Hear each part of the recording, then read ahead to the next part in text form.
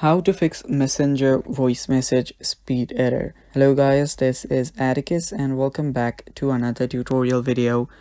In today's video, I'll teach you guys how you can fix Messenger voice message speed error. So without any further ado, let's dive right into it. So first step is you'll need to open up your Messenger. Make sure that your Messenger is up to date to its latest version. After doing that, you can open up your Messenger app and head to the chat where you are having this error. Now if I listen to this voice message, you will notice that it's a bit fast than it should be. So let's hear it. Hello, hello, hello. There we go.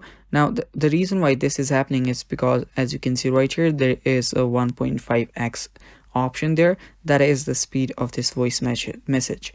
Now if you want to change it, what you'll have to do is if you press on it, now it goes to 2x. Hello, hello, and that is even faster.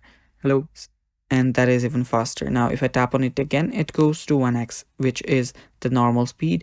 And if I play it again, hello, the speed is now normal. And that is how you fix the Messenger voice message speed. Thanks for watching guys. That is all for today's video. Stay tuned for more and bye bye. Take care.